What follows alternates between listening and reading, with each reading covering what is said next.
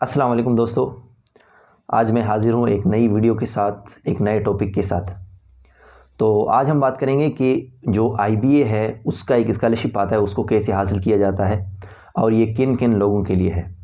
तो इस वीडियो को मैं डिवाइड करता हूँ चंद टॉपिक्स में, चंद पार्ट्स में। तो पहले होगा थोड़ा बहुत आईबीए का इंट्रोडक्शन, उसके बाद फिर एनटीएचपी जो कि ये स्कॉलरशिप है, और इसके बाद फिर मेरा एक्सपीरियंस कैसा रहा, और उसके बाद फिर लास्ट में जो एनटीएचपी है और उसके बाद आईबीए में आखिरकार दाखिला लेने का तरीक़ाकार है वो क्या है, तो उनकी टेस्ट को पास करने के लिए क्या क्या किया जाना चाहिए, और क्योंकि इसके लिए टेस्ट होते हैं, उन टेस्ट को पास करने के लिए हमने कहाँ कहाँ से प्रिपरेशन करनी है। आईबीए की बात की जाए तो आईबीए पाकिस्तान का सेकंड नंबर पे आता है बिज़नेस यूनिवर्सिटीज़ में। पहले नंबर पे लम्स है, उसके बाद फिर ये है, और ये एक बहुत ही प्रेस्टिजियस और इंतहाई एक बेहतरीन अदारा है। और मैं जब गया था तो मैंने वहाँ का माहौल देखा। ये असल में मैं जिसमें गया था वो था कराची यूनिवर्सिटी के अंदर, इनका जो मेन कैंपस है वहाँ पर मैं गया था, और वहाँ का माहौल देख के मैं हैरान हो गया कि आया कि ये भी पाकिस्तान का पार्ट है। आईबीए वो इदारा है कि जिसके ग्रेजुएट्स को इतनी मुश्किल नहीं होती जॉब्स वगैरह के लिए कंपेयर टू दूसरी यूनिवर्सिटीज़ के स्टूडेंट्स के, क्योंकि उन्हें मुख्तलिफ़ फॉर्म्स, मुख्तलिफ़ जो इदारे हैं वो उन्हें ख़ुद भी ऑफ़र करते हैं, या ये भी अगर चले जाएँ तो उनको अहमियत दी जाती है दूसरे यूनिवर्सिटीज़ की ग्रेजुएट से। अब बात करते हैं एनटीएचपी की।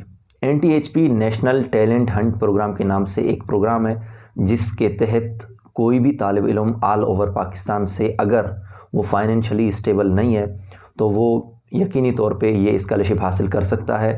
और नॉर्मली जो आईबीए की फ़ीस होती है पर सेमेस्टर वो तकरीबन 1,30,000 या समथिंग इसी तरह से होता है। तो अब आप अंदाज़ा लगाएं कि एक गरीब बंदे के लिए, एक गरीब तालिब इल्म के लिए कितनी मुश्किल होगी कि हर सेमेस्टर 1.5 लाख या 1,30,000 तक अरेंज करना। इसके अलावा हॉस्टल फ़ीस वगैरह वो सारे अलग होंगे ना, तो ये बहुत ज़्यादा पड़ता है, तकरीबन 2 लाख या उससे भी ज़्यादा हो सकता है ये। तो कहने का मकसद ये है कि नॉर्मली तो एडमिशन लेना बहुत मुश्किल है। ये जो स्कॉलरशिप है ये बहुत ही अहम स्कॉलरशिप है और इस पर बहुत ज़्यादा कंपटीशन होती है ऑल ओवर पाकिस्तान, सबके लिए ये होता है। तो इसमें आपकी फ़ाइनेंशियल नीड डिसाइड करती है आप इसके लिए एलिजिबल हैं कि नहीं हैं। इसमें फ़वाइद ये हैं कि आपका सेमेस्टर फ़ी नहीं होगा, आपका हॉस्टल वगैरह फ़ी नहीं होगा, और आपको कुछ ना कुछ रकम पर मंथ दी जाएगी जेब खर्च के तौर पर भी। यानी आप पर कुछ भी नहीं है, एक्स्ट्रा आपको कुछ ना कुछ स्टिपेंड भी दी जाएगी ताकि आप अपने थोड़े बहुत अखराजात को मैनेज कर सकें। 2024 के हवाले से देखें तो ये अनाउंस बहुत पहले हो चुके हैं, तकरीबन 1-1.5 महीना पहले ही अनाउंस हो चुके हैं ये स्कॉलरशिप्स। और इसके लिए आपने सबसे पहले अप्लाई करना होता है। 5 स्टेप्स होती हैं जिनके थ्रू आप अप्लाई करते हैं, अपना फॉर्म फिल करके भेजते हैं। और ये यहाँ पर मैं बताने वाला नहीं हूँ क्योंकि ये ऑलरेडी यूट्यूब पर कहीं ना कहीं पड़ा होगा। आप इसको सर्च करेंगे एनटीएचपी का फॉर्म हम किस तरह से फिल कर सकते हैं, तो आपको आसानी से उसका आइडिया हो जाएगा। उसके बाद फिर आप शॉर्टलिस्ट होंगे। यहाँ पर आपको कुछ डेट्स नज़र आएंगी जो कि पीरियड वाइज जो एनटीएचपी के अनाउंस होते हैं। तो जो 2024 में देख रहे हैं उनके लिए तो फ़ायदा है, जो उसके बाद अगर देखते हैं तो मुमकिन है डेट्स चेंज हों, लेकिन ये एक्सपीरियंस बहुत ज़्यादा फ़ायदेमंद हो सकता है उनके लिए, उसके बाद भी अगर ये वीडियो देखी जा रही है तो। फिर उसके बाद आपने जब फॉर्म फिल करना होता है, फॉर्म फिल करने के बाद आप शॉर्टलिस्ट होते हैं। शॉर्टलिस्ट होने के बाद फिर आपको टेस्ट देना होता है। टेस्ट पास करने के बाद फिर आपको कॉल आती है। तो कॉल की भी एक डेट होती है, एक ड्यूरेशन होती है कि इस दिन से इस दिन तक आपको कॉल आना शुरू होंगी। तो उन दिनों अगर आपने टेस्ट पास किया है तो अपने मोबाइल फ़ोन को या जो नंबर आपने फॉर्म में दिया है उसको लाजमी आप ऑन रखें। और इसके अलावा इसमें जो फ़ोन आपको आता है उसमें इंटरव्यू होती है, टेलीफोनिक इंटरव्यू होती है। इसमें नॉर्मली आपसे इंग्लिश में बात की जाती है, थोड़ा अपने इंग्लिश को बेहतर करें, और इसके साथ साथ आपसे आपकी फ़ाइनेंशियल कंडीशन वगैरह के बारे में पूछी जाती है। मोस्टली क्वेश्चंस उसके बारे में ही होते हैं और इंग्लिश ज़बान में होते हैं। जो आपने एप्लीकेशन फॉर्म फिल की है, जो डिटेल्स आपने दी हैं, कोशिश करें उनको आप याद रखें या कहीं पर आप सेव करें, ताकि जब आपको फ़ोन आए तो आप जो वही मालूमात दें जो आपने वहाँ पर फिल की हैं, और यकीनी तौर पे वो सच्ची मालूमात होंगी। तो इस वजह से आपको थोड़ी बहुत आसानी भी होगी और आप सही फैक्ट्स बता सकेंगे और आप हिचकिचाएंगे नहीं, और इस तरह से आप अपनी इंटरव्यू भी क्लियर कर लेंगे। उसके बाद फिर आपकी होगी ओरिएंटेशन, यानी उसमें ये होगा कि एनटीएचपी आपको किस तरीके से प्रिपेयर करेगा आईबीए की अपनी एंट्री टेस्ट के लिए। यानी जो टेस्ट होता है एनटीएचपी का, उसके बाद इंटरव्यू के बाद आपकी आईबीए की अपनी जो होती है एंट्री टेस्ट, उसके लिए भी ये लोग प्रिपेयर करवाते हैं। तकरीबन 2 महीने का ड्यूरेशन होता है। आईबीए कराची के अपने टीचर्स आपको पढ़ाते हैं, आईबीए बुलाकर वहाँ पर आपके 2 महीने या 1.5 महीना जितने टाइम का ये कोर्स है वो आपको करवाते हैं। और चाहे एनटीएचपी का टेस्ट हो या आईबीए के एंट्री टेस्ट हो, उसमें सिर्फ 2 सब्जेक्ट से क्वेश्चंस आते हैं, इंग्लिश और मैथमेटिक्स। तो ये दोनों बहुत हाई लेवल की इंग्लिश होती है, बहुत हाई लेवल की मैथमेटिक्स होती है, तो इसके लिए प्रिपरेशन बहुत ज़्यादा रिक्वायर्ड है।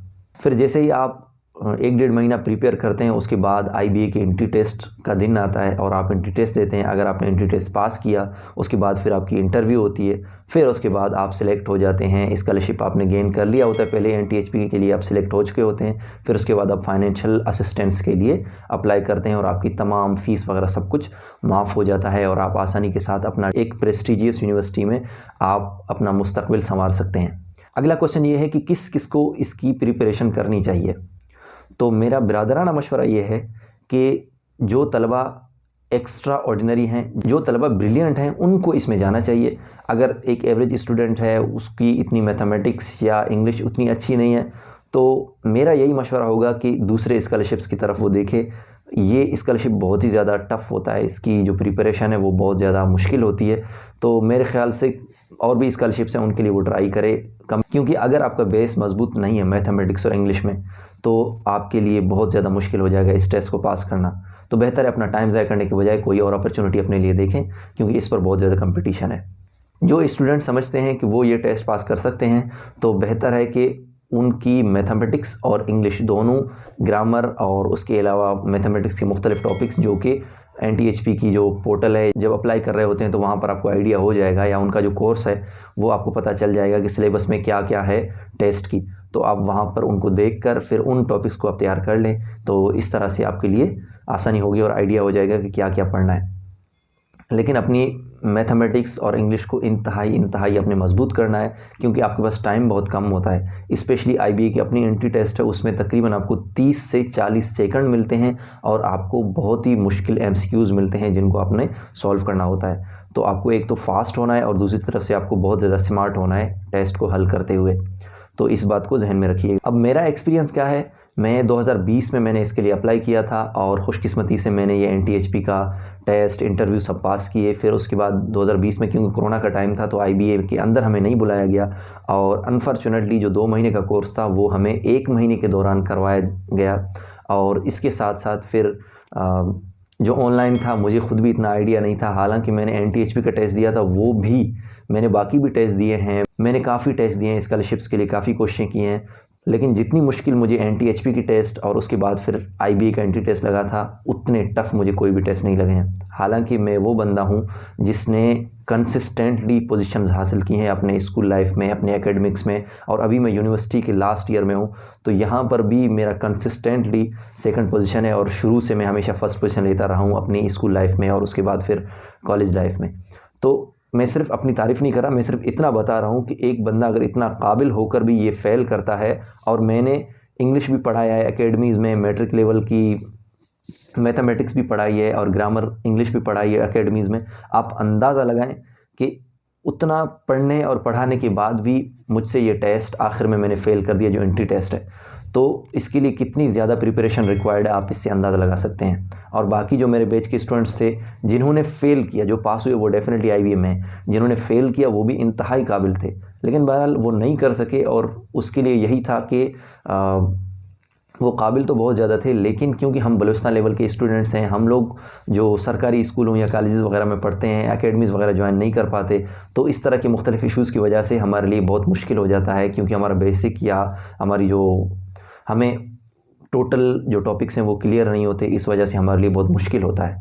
तो अगर इन एरियाज़ से कोई स्टूडेंट अप्लाई कर रहा है तो बेहतर है कि वो अपनी बेसिक चीज़ें तमाम बहुत अच्छे तरीके से याद कर ले और समझ ले। तो एनटीएचपी का मैंने टेस्ट पास किया, उसके बाद फिर क्लासेस हुई ऑनलाइन 1 महीने तक। मैंने घर छोड़ा और एक रूम में अलग से मैं तैयारी करता रहा। उसके बाद फिर एंट्री टेस्ट का दिन आया। एंट्री टेस्ट भी मैंने इस तरह से होता है कि जो आईबीए के एंट्री टेस्ट है ना, वो इस तरह होता है, मिसाल के तौर पर आप ले लें कि टोटल 500 स्कोर है और उसमें से 300 स्कोर करना है। और वो किस तरह से करना है कि 140 आपने इंग्लिश में करना है, 140 आपने मैथमेटिक्स में करना है। तो ये होते हैं तकरीबन 280, ये 300 स्कोर नहीं होते। ये क्या है, ये पासिंग मार्क्स हैं। फिर उसके बाद आपने एक में थोड़ा ज़्यादा स्कोर करना है ताकि आप टोटल ओवरऑल पासिंग मार्क्स हैं या पासिंग स्कोर है उसको आप क्लियर कर सकें। तो वो इस तरह से होगा कि आपने कम से कम, अगर इंग्लिश आपकी अच्छी है तो फिर आपने इस तरह करना है कि 170 स्कोर करना है इंग्लिश में, और 140 अगर आप मैथमेटिक्स में कर लेते हैं तो आप टेस्ट पास कर लेते हैं। तो कहने का मकसद ये कि ये मैं रफ सा एक आइडिया दे रहा हूँ कि इस तरीके से ये टेस्ट होता है। एक इंडिविजुअल सब्जेक्ट वाइज पासिंग एक होता है लेवल, और दूसरा फिर होता है ओवरऑल पासिंग मार्क्स होते हैं। मैंने जो इंग्लिश का था वो मुकम्मल बिल्कुल जिस तरह 140 कर लिया था, और 2 MCQ से मैंने मैथमेटिक्स का जो पोर्शन था वो मैंने फेल किया। जो ओवरऑल पासिंग था उसको भी मैं कवर नहीं कर सका, तो इस वजह से मैं इसमें फ़ेल हो गया। लेकिन कोई मसला नहीं, नो प्रॉब्लम, ज़िंदगी में उतार चढ़ाव आते रहते हैं। सो ये सिर्फ मुझे अपना एक्सपीरियंस शेयर करना था। उसके बाद फिर 2021 आया। 2021 में मुझे पहले आइडिया नहीं था कि मैं किस तरह से प्रिपेयर करूं, NTHP के लिए अप्लाई करना है वगैरह वगैरह, मेरे शुरू में ही जहन में था, और IBA के लिए मैं बहुत ज़्यादा ख्वाहिशमंद था। और उस वक्त मेरा सीट 20 में ही हो चुका था GC फैसलाबाद में, जहाँ पर मैं अभी भी पढ़ रहा हूँ। तो इस तरह से हुआ कि IBA ग्रेड्स के नाम से एक इदारा है, जिसका मैं थोड़ा बहुत पहले मुझे आइडिया था, लेकिन उतना मुझे आइडिया नहीं था कि ये इतना अच्छा एक इदारा है और इतना अच्छा ये पढ़ाते हैं। मैं इसको प्रमोट नहीं कर रहा, इन्होंने मुझे कोई पैसे नहीं देना, लेकिन मैं आप लोगों को सिर्फ गाइड करने के लिए बता रहा हूँ कि ये एक बेहतरीन इदारा है। इन्होंने अपना नाम ही IBA ग्रेड्स इसलिए रखा है कि ये IBA के लिए बहुत ज़्यादा प्रिपेयर करवाते हैं, और इसके अलावा बाकी भी टेस्ट वगैरह हैं उनके लिए कराते हैं, लेकिन ये इनका बेस्ट है।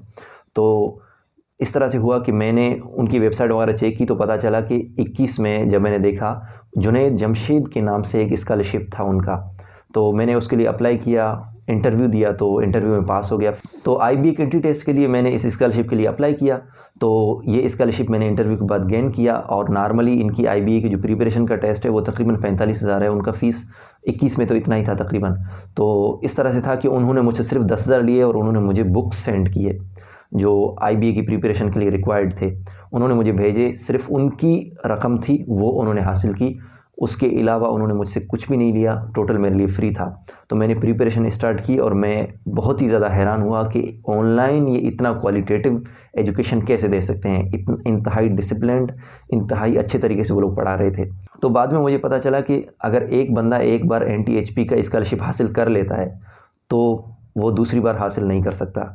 अगर वो पहली बार हासिल करने के बाद अगर एंट्री टेस्ट पास कर लेता है IBA का, तो वो स्कॉलरशिप के थ्रू जाएगा, लेकिन अगर वो फेल कर लेता है तो दोबारा वो एलिजिबल नहीं है। तो इस वजह से मैंने IBA ग्रेड्स की प्रिपरेशन छोड़ दी, और मैं इसी तरह GC फैसलाबाद में पढ़ता रहा। तो ये था मेरा अपना एक्सपीरियंस। ये एक्सपीरियंस शेयर करने का मकसद ये है 21 वाला, उसमें इस तरह से है कि IBA ग्रेड्स को लाजमी कंसिडर करें जब आप तैयारी कर रहे हैं, चाहे NTHP का टेस्ट हो या IBA का अपना एंट्री टेस्ट हो, इसको लाजमी आप लोग कंसिडर करें। ये आपको बहुत अच्छे तरीके से प्रिपेयर करेगा, वरना बहुत ज़्यादा मुश्किल होता है ये टेस्ट, आपके लिए काफ़ी मुश्किल हो जाएगा टेस्ट पास करना। और इसके लिए अगर कोई स्कॉलरशिप आपको हासिल होती है, मिसाल जुनैद जमशेद वगैरह, अगर वो अभी भी हैं, आप देखें, एक्सप्लोर करें, हासिल करें। अगर नहीं होता तो आप वैसे भी तकरीबन 40-45 हज़ार दे दें, इट इज़ वर्थ इट।